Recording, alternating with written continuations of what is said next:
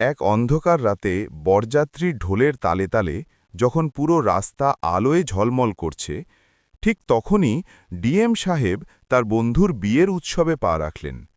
কিন্তু হঠাৎ তার চোখ আটকে গেল বরযাত্রীর সবচেয়ে সামনে মাথায় ভারী লাইটের বোঝা বয়ে চলা এক মহিলার দিকে। আর সেই মহিলা আর কেউ নয়, তারই তালাকপ্রাপ্ত স্ত্রী। তারপর যা ঘটল তা দেখে উপস্থিত সবাই একেবারে হতবাক হয়ে গেল। দোস্ত, এটা একেবারে সত্যি ঘটনার উপর ভিত্তি করে তৈরি করা এক অসাধারণ গল্প। লখনৌয়ের সেখানে এক রাতে শহরের সবচেয়ে বড় ম্যারেজ গার্ডেন শাহী মহল প্যালেসের বাইরে আচমকা একটা সাদা সরকারি গাড়ি এসে থেমে গেল, যার ওপর ছোট অক্ষরে লেখা ছিল জিলা ম্যাজিস্ট্রেট, লখনৌ। দরজা খুলতেই বাইরে নেমে এলেন অর্জুন সিং। প্রায় ৪০ বছরের অর্জুন সিং লখনৌয়ের ডিএম ছিলেন। লম্বা চেহারা, শান্ত মুখ আর তীক্ষ্ণ দৃষ্টি। পুরো শহরে তাদের পরিচয় একজন সৎ আর কঠোর অফিসার হিসেবে ছিল। কিন্তু সেই মুহূর্তে তাদের মুখে অফিসারের সেই কঠোরতা ছিল না। তিনি শুধু তার পুরনো বন্ধুর বিয়েতে আসা এক সাধারণ অতিথির মতো দেখাচ্ছিলেন। গেটে দাঁড়ানো কয়েকজন লোক তাকে দেখামাত্রই সতর্ক হয়ে গেল। নমস্তে স্যার। নমস্তে ডিএম সাহেব। অর্জুন হালকা হাসির সঙ্গে সবাইকে জবাব দিলেন আর ভেতরের দিকে এগোলেন। ভেতরে পৌঁছতেই তার ছেলেবেলার বন্ধু রাহুল চৌধুরী তাকে দেখে দৌড়ে এলো। আরে অর্জুন, ইয়ার তুই সত্যি এসে গেলি। রাহুল খুশিতে তাকে জড়িয়ে ধরল। অর্জুন হালকা করে হাসলেন। বন্ধুর বিয়ে হবে আর আমি আসব না, এমনটা কি করে হতে পারে? রাহুল হেসে উঠল। আমার তো মনে হয়েছিল তুই তোর ফাইলগুলোর মধ্যেই জড়িয়ে থাকবি। দুজনে কিছুক্ষণ হাসলেন। তারপর রাহুল বলল, চল, বরযাত্রী বেরোচ্ছে, তুইও সঙ্গে চল। অর্জুন মাথা নাড়লেন। কয়েক মিনিটের মধ্যেই ঢোলের আওয়াজ জোরে উঠল। ব্যান্ডের লোকেরা বাজাতে শুরু করল, আর বরযাত্রী ধীরে ধীরে গার্ডেন থেকে বাইরে রাস্তার দিকে এগোতে লাগল। রাহুল ঘোড়ার ওপর বসে গিয়েছিল। চারদিকে আলো, ধুলো, নাচ আর খুশির পরিবেশ ছিল।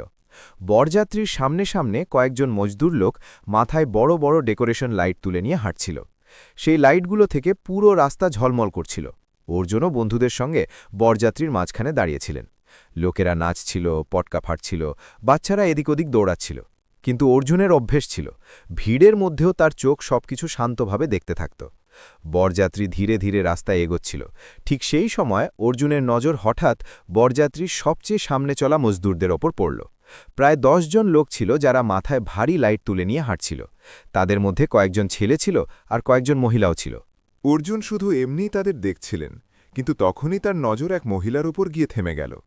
সেই মহিলা মাথায় বড় গোল লাইট তুলে নিয়ে ধীরে ধীরে হাঁটছিল। তার মুখের অর্ধেক আলোয় আর অর্ধেক অন্ধকারে ছিল। অর্জুনের হঠাৎ মনে হল এই মুখ কোথাও দেখা হয়েছে। তার চোখ সেই মহিলার ওপর আটকে গেল। বরযাত্রী এগোচ্ছিল, ঢোল বাজছিল, লোকেরা নাচছিল, কিন্তু অর্জুন যেন সবকিছু ভুলে গেলেন। তিনি শুধু সেই মহিলাকে দেখতে লাগলেন। কয়েক সেকেন্ড পর সেই মহিলা আরও কাছে এলো।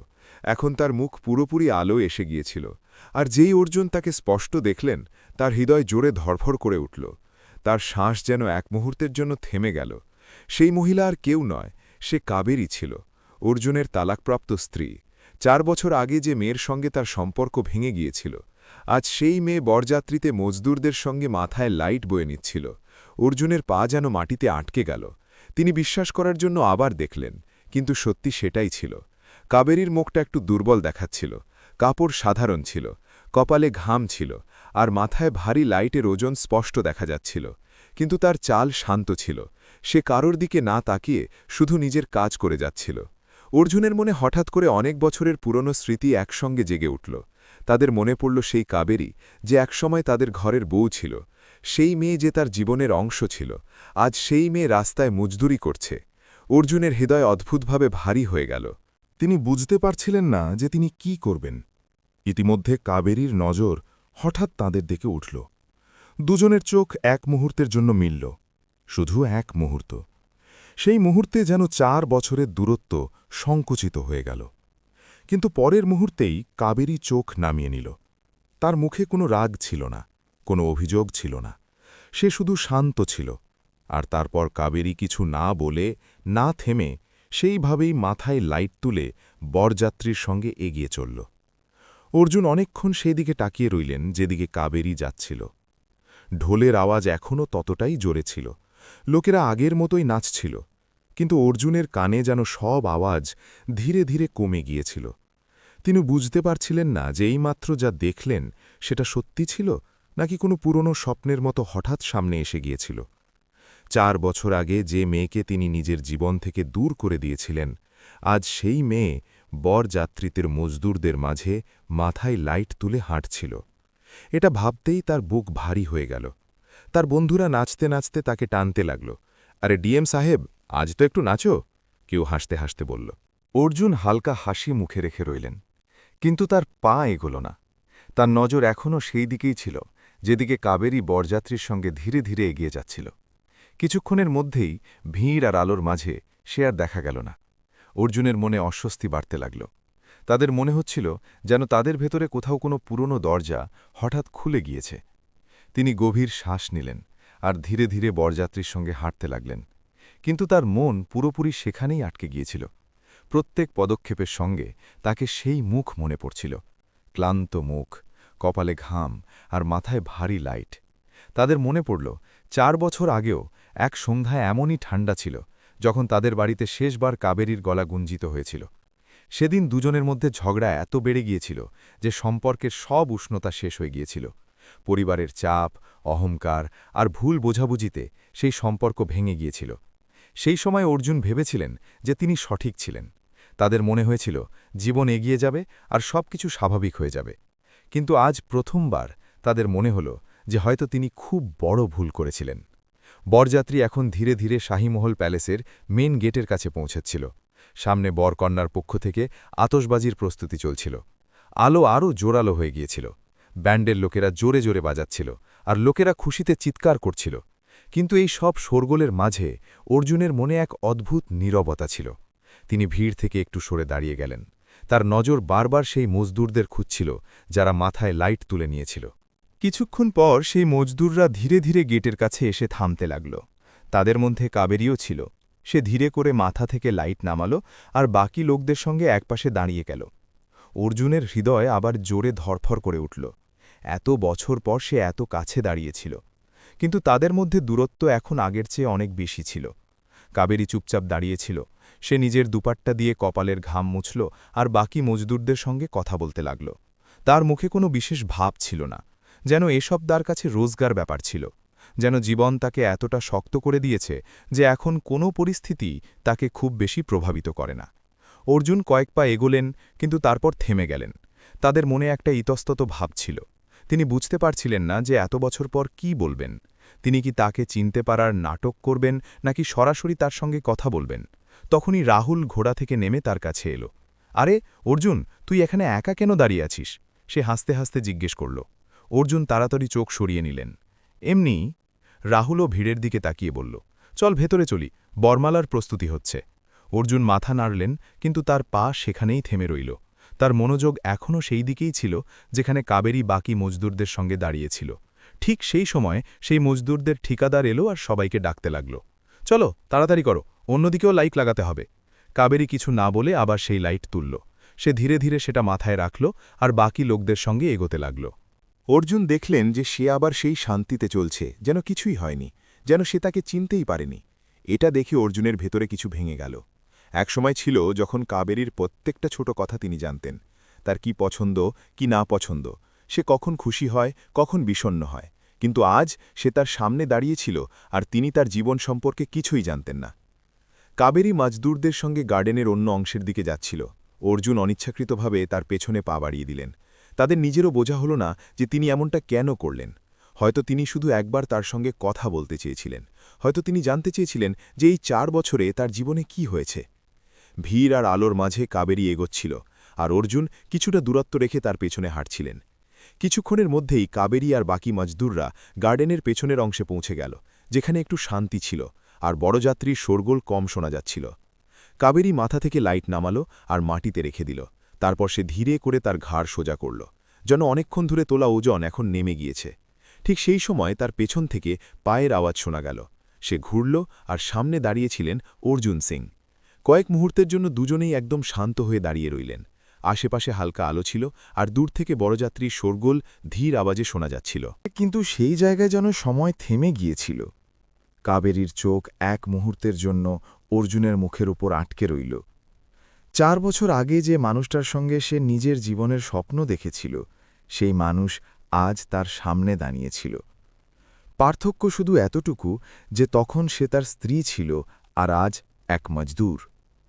অর্জুনের গলায় যেন শব্দ আটকে গেল। তিনি অনেক কিছু ভেবে রেখেছিলেন, কিন্তু সেই মুহূর্তে কোনো শব্দই সঠিক মনে হচ্ছিল না। শেষমেশ তিনি ধীরে করে বললেন, কাবেরী। কাবেরী হালকা করে মাথা নুইয়ে নিল। তার মুখে কোনো রাগ ছিল না, কিন্তু সে আগের মতো ছিল না। তার চোখে এক অদ্ভুত দূরত্ব ছিল। কয়েক সেকেন্ড পর সে শান্ত গলায় বলল, আপনার এখানে আসা উচিত হয়নি সাহেব, বরযাত্রী ওদিকে আছে। সে জেনে শুনে সাহেব শব্দটা ব্যবহার করল। এটা শুনে অর্জুনের হৃদয় যেন হালকা করে কেঁপে গেল। একসময় সেই মেয়ে তাকে নাম ধরে ডাকত, একসময় ভালোবেসে অর্জুন বলত, আর আজ সে তাকে এক অচেনা মানুষের মতো সাহেব বলছে। অর্জুন ধীরে করে বললেন, তুমি আমাকে চেনো, তবু এমনভাবে কথা বলছ? কাবেরী হালকা করে হাসল, কিন্তু সেই হাসি খুব ক্লান্ত ছিল। চেনা কঠিন নয়, আপনি পুরো শহরের ডিএম। এই জবাব শুনে অর্জুন কয়েক মুহূর্ত চুপ করে গেলেন। তাদের মনে হল যেন কাবেরী প্রত্যেকটা শব্দ খুব ভেবে চিনতে বলছে। তার শব্দে অভিযোগ ছিল না, কিন্তু দূরত্ব স্পষ্ট অনুভব হচ্ছিল। অর্জুন আশেপাশে তাকালেন। বাকি মজদুররা একটু দূরে অন্য লাইট লাগাচ্ছিল। কয়েকজন লোক এদিক ওদিক যাচ্ছিল, কিন্তু কারো নজর তাদের দুজনের উপর ছিল না। তিনি ধীর গলায় জিজ্ঞেস করলেন, তুমি এই কাজ করছ? কাবেরী সরাসরি জবাব দিল, হ্যাঁ। শুধু একটা শব্দ, কিন্তু সেই একটা শব্দের মধ্যে অনেক কিছু লুকিয়েছিল। অর্জুন বুঝতে পারছিলেন না যে এরপর কি জিজ্ঞেস করবেন। তিনি আবার বললেন, তোমার এর দরকার কেন পড়ল? কাবেরী এবার তাদের দিকে সরাসরি চোখে তাকাল। তার চোখে হালকা ঝিলিক ছিল, যেন সে কোনো খুব গভীর কথা বলতে চায়। দরকার তো প্রত্যেক মানুষেরই পড়ে সাহেব, সে শান্ত স্বরে বলল, কারো রুটির জন্য, কারো সম্মানের জন্য। এটা শুনে অর্জুনের হৃদয়ে যেন কেউ হালকা করে আঘাত করল। তাদের মনে হল যে কাবেরীর প্রত্যেকটা শব্দ কোথাও না কোথাও তাদের সঙ্গে জড়িত। কয়েক মুহূর্ত দুজনের মধ্যে আবার নীরবতা নেমে এলো। দূর থেকে পটকা ফাটার আওয়াজ এলো। হয়তো বড়মালার প্রস্তুতি শুরু হয়ে গিয়েছিল। কাবেরী ধীরে করে মাটিতে রাখা লাইটের দিকে তাকালো আর বলল, আমাকে কাজ করতে হবে। সে ঝুঁকে আবার লাইট তুলতে লাগল। অর্জুন তৎক্ষণাৎ বললেন, থামো। কাবেরীর হাত এক মুহূর্তের জন্য থেমে গেল। অর্জুন প্রথমবার একটু দৃঢ়স্বরে বললেন, এত বছর পর দেখা হল, আমরা কি 2 মিনিট কথাও বলতে পারি না? কাবেরী সোজা হয়ে তাদের দিকে তাকাল। তার মুখে ক্লান্তি ছিল, কিন্তু তার গলা এখনও শান্ত ছিল। 4 বছর আগে যখন কথা বলার দরকার ছিল, তখন আপনি কথা শেষ করে দিয়েছিলেন। সে ধীরে করে বলল। এটা শুনে অর্জুনের কাছে কোনো জবাব ছিল না। তাদের সেই দিন মনে পড়ে গেল যেদিন রাগের মাথায় তিনি সম্পর্ক শেষ করার সিদ্ধান্ত নিয়েছিলেন। সেই সময় তাদের মনে হয়েছিল যে তিনি সঠিক, কিন্তু আজ তাদের মনে হচ্ছিল যে হয়তো তিনি না ভেবে চিনতে একটা জীবন ভেঙে দিয়েছিলেন। কয়েক সেকেন্ড পর অর্জুন ধীর গলায় বললেন, আমি হয়তো ভুল করেছিলাম। এটা শুনতেই কাবেরীর মুখে হালকা অবাক ভাব এলো। হয়তো সে কখনো ভাবেনি যে অর্জুন এমনটা বলবেন, কিন্তু সে তৎক্ষণাৎ নিজেকে সামলে নিল। ভুল তো সবাই করে, সে শান্ত স্বরে বলল। শুধু পার্থক্য এতটুকু যে কারো ভুলে কারো পুরো জীবন বদলে যায়। অর্জুনের মনে হল যেন প্রত্যেকটা শব্দ তার হৃদয়ে নেমে যাচ্ছে। তিনি প্রথমবার অনুভব করলেন যে এই 4 বছরে কাবেরী কত কিছু সহ্য করেছে, কিন্তু সে কখনো কারো সামনে অভিযোগ করেনি। অর্জুন ধীরে করে জিজ্ঞেস করলেন, তুমি ঠিক আছো? কাবেরী কয়েক সেকেন্ড তাদের দেখল, তারপর হালকা হাসির সঙ্গে বলল, হ্যাঁ হ্যাঁ, মানুষ সবকিছু সহ্য করতে শিখে যায়। তার গলায় যন্ত্রণা ছিল, কিন্তু সেই যন্ত্রণা এখন আর অভিযোগ ছিল না। সেটা যেন জীবনের সত্যি হয়ে দিয়েছিল। তখনই পেছন থেকে কেউ ডাকল, কাবেরী, তাড়াতাড়ি এসো, অন্যদিকেও লাইট লাগাতে হবে। কাবেরী তৎক্ষণাৎ ঘুরে জবাব দিল, হ্যাঁ আসছি। তারপর সে এক মুহূর্তের জন্য অর্জুনের দিকে তাকাল। তার চোখে এখনও সেই শান্তি ছিল। সে ঝুঁকল, লাইট তুলল আর ধীরে ধীরে ফিরে যেতে লাগল। অর্জুন সেখানেই দাঁড়িয়ে রইলেন। তিনি তাকে যেতে যেতে দেখলেন। তার মনে শত শত কথা ছিল, কিন্তু কোনো কথাই তাকে আটকাতে পারল না। কাবেরী কয়েক পা এগোল, তারপর হঠাৎ এক মুহূর্তের জন্য থামল, কিন্তু সে পেছনে ফিরে তাকাল না। আর তারপর সে বাকি মজদুরদের সঙ্গে অন্ধকার রাস্তার দিকে এগিয়ে চলল। অর্জুন অনেকক্ষণ সেখানেই দাঁড়িয়ে রইলেন। সামনে আলো ছিল, ধুলোর আওয়াজ ছিল, লোকেদের হাসি আর খুশির শোরগোল ছিল, কিন্তু তাদের ভেতরে এক গভীর নীরবতা নেমে এসেছিল।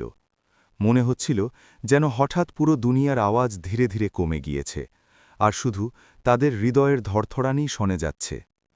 কিছুক্ষণ আগেও তিনি বন্ধুর বিয়েতে এক অতিথির মতো এসেছিলেন, কিন্তু এখন তাদের মনে হচ্ছিল যে এই রাত শুধু রাহুলের বিয়ের নয়, এটা তার নিজের জীবনেরও সবচেয়ে বড় মোড় হয়ে উঠতে পারে।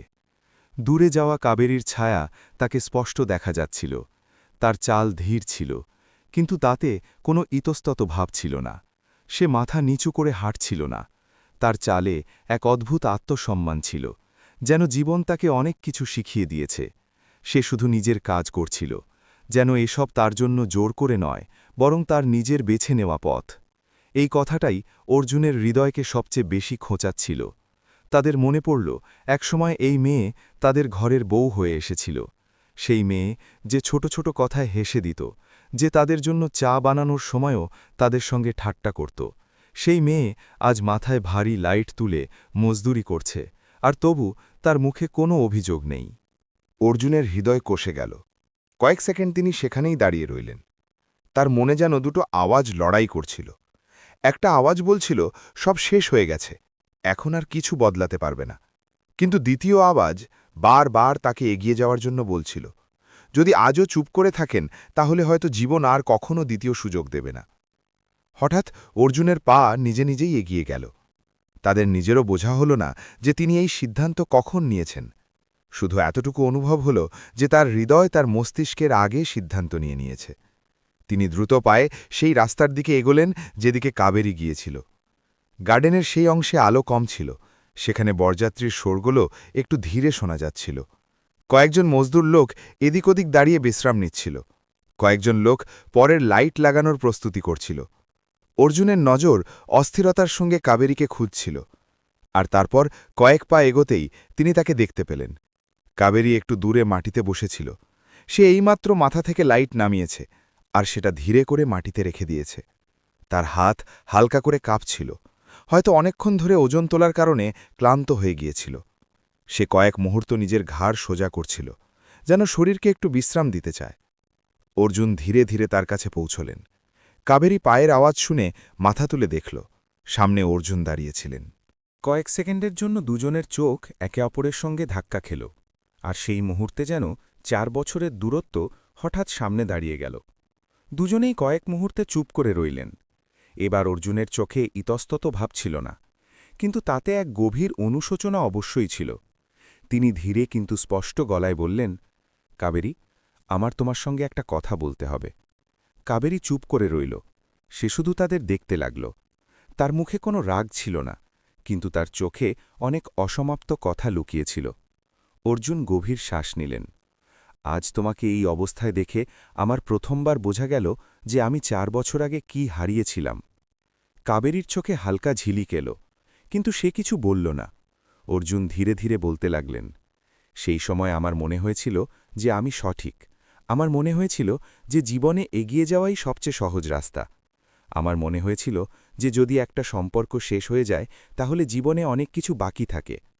তার গলা এখন ভারী হয়ে যাচ্ছিল। কিন্তু এই 4 বছরে আমি একটা কথা বুঝেছি, যে জীবনে অনেক কিছু পাওয়া যায়, কিন্তু যদি সত্যিকারের সঙ্গী ছেড়ে যায় তাহলে সবকিছু অসম্পূর্ণ থেকে যায়। কাবেরী এখনও চুপ ছিল, কিন্তু তার চোখে জল এসে যাচ্ছিল। অর্জুন এগিয়ে বললেন, আমি অনেক চেষ্টা করেছি যাতে তোমাকে ভুলে যাই। নিজের কাজে নিজেকে এতটা জড়িয়ে ফেলেছিলাম যে মনে হয়েছিল হয়তো স্মৃতিগুলোও ক্লান্ত হয়ে যাবে। কিন্তু প্রত্যেকবার অনুভব হয়েছে যে জীবন থেকে কোনো খুব জরুরি জিনিস অনুপস্থিত। কয়েক মুহূর্তের জন্য দুজনের মধ্যে গভীর নীরবতা নেমে এলো। তারপর অর্জুন সরাসরি তার চোখে তাকিয়ে বললেন, কাবেরী, তুমি কি আবার আমার সঙ্গে বিয়ে করবে? এটা শুনতেই কাবেরী যেন পাথরের মতো স্থির হয়ে গেল। সে হয়তো কখনো ভাবেনি যে জীবন তাকে আবার এই মোড়ে এনে দাঁড় করিয়ে দেবে। তার চোখে হঠাৎ অনেক অনুভূতি একসঙ্গে উঠে এলো, অবাক, যন্ত্রণা, স্মৃতি, আর অনেক গভীরে লুকিয়ে থাকা এক পুরনো খুশি। কিন্তু সে তৎক্ষণাৎ জবাব দিল না। কয়েক মুহূর্ত সে শুধু অর্জুনকে দেখল, তারপর ধীরে করে বলল, আপনি জানেন আপনি কি বলছেন? অর্জুন বিনা দ্বিধায় মাথা নাড়লেন। হ্যাঁ, পুরোপুরি জানি। তিনি এগিয়ে বললেন, আমি তোমাকে তাই ফিরিয়ে নিচ্ছি না কারণ তোমার জন্য আমার মায়া হচ্ছে। আমি তোমাকে তাই ফিরিয়ে নিচ্ছি কারণ আজও আমার হৃদয়ে তোমার জন্য সেই জায়গাটা আছে যেটা 4 বছর আগে ছিল। কাবেরীর চোখে এখন চোখের জল ঝিলমিল করছিল। 4 বছর আগে যখন তাদের সম্পর্ক ভেঙে গিয়েছিল তখন সে ভেবেছিল যে হয়তো অর্জুন কখনো পেছনে ফিরে তাকাবেন না। কিন্তু আজ সেই মানুষ তার সামনে দাঁড়িয়ে আছে আর তার সঙ্গে আবার জীবন শুরু করার কথা বলছে। কাবেরী ধীরে করে জিজ্ঞেস করল, যদি আবার সেই সব হয়? অর্জুন তৎক্ষণাৎ জবাব দিলেন, এবার হবে না। তিনি হালকা হাসির সঙ্গে বললেন, কারণ এবার আমার বোঝা হয়ে গেছে যে সম্পর্ক জেতার থেকে নয়, নিবেদন করার থেকে চলে। কাবেরী কয়েক সেকেন্ড চুপ করে রইল। দূর থেকে বিয়ের খুশির আওয়াজ আসছিল। পটকার আলো মাঝে মাঝে আকাশকে ঝলমল করে দিচ্ছিল। কাবেরী ধীরে করে নিজের চোখের জল মুছল। তারপর সে অর্জুনের দিকে তাকাল। এবার তার চোখে সেই পুরনো নরমতা ফিরে এসেছিল। সে ধীরে করে বলল, একটা শর্ত আছে। অর্জুন তৎক্ষণাৎ বললেন, যা বলবে। কাবেরী হালকা মুখে বলল, এবার সিদ্ধান্ত শুধু আপনার হবে না, আমরা দুজনে মিলে করব। আর যদি কখনো অহংকার আমাদের মাঝে আসে তাহলে আমরা চুপ করে থাকব না, কথা বলব। অর্জুনের চোখে প্রথমবার শান্তি দেখা গেল। তিনি ধীরে করে মাথা নাড়লেন। কাবেরী কয়েক মুহূর্ত তাদের দেখল, তারপর সে খুব ধীরে বলল, ঠিক আছে, যদি সত্যিই আপনার মনে হয় যে আমরা আবার শুরু করতে পারি তাহলে আমি তৈরি। এটা শুনতেই অর্জুনের চোখে ঝিলিক এলো। তাদের মনে হল যেন অনেক বছর পর তাদের হৃদয় থেকে কোনো ভারী বোঝা নেমে গেল। কিছুক্ষণ পর দুজনে একসঙ্গে সেই রাস্তা দিয়ে গার্ডেনের দিকে ফিরে চললেন। দূরে রাহুলের বিয়ের খুশি চলছিল, কিন্তু সেই রাতে সেই আলোর মাঝেই আর একটা সম্পর্ক আবার জন্ম নিয়েছে। কারণ সেই রাতে লখনৌয়ের সেই বরযাত্রীতে এক ডিএম সাহেব তার তালাকপ্রাপ্ত স্ত্রীর হাত আবার ধরে নিয়েছিলেন। আর এবার এই সিদ্ধান্ত অহংকার থেকে নয়, হৃদয় থেকে নেওয়া হয়েছিল। দোস্ত, এই গল্পের শিক্ষা এটাই যে জীবনে কখনো অহংকার বা রাগের মাথায় এমন সিদ্ধান্ত নেওয়া উচিত নয় যাতে নিজের সম্পর্ক ভেঙে যায়। কারণ সময় চলে যাওয়ার পর অনুশোচনা তো হয়, কিন্তু প্রত্যেকবার কপাল দ্বিতীয় সুযোগ দেয় না। কিন্তু এখন আপনারা বলুন, যদি আপনি অর্জুন সিংয়ের জায়গায় থাকতেন আর নিজের তালাকপ্রাপ্ত স্ত্রীকে এমন অবস্থায় দেখতেন, তাহলে কি আপনিও তাকে আবার নিজের জীবনে ফিরিয়ে নেবার চেষ্টা করতেন? আর যদি আপনি কাবেরীর জায়গায় থাকতেন, তাহলে কি আপনি সেই মানুষকে দ্বিতীয় সুযোগ দিতেন যে একসময় রাগের মাথায় আপনাকে নিজের জীবন থেকে আলাদা করে দিয়েছিল? আপনার মতামত অবশ্যই কমেন্টে লিখুন। আর যদি গল্পটার হৃদয় ছুঁয়ে থাকে তাহলে ভিডিওটাকে লাইক করুন, চ্যানেল সাবস্ক্রাইব করুন আর আপনার বন্ধুদের সঙ্গে শেয়ার অবশ্যই করুন। তারপর আবার দেখা হবে পরের ভিডিওতে একটা নতুন গল্প নিয়ে।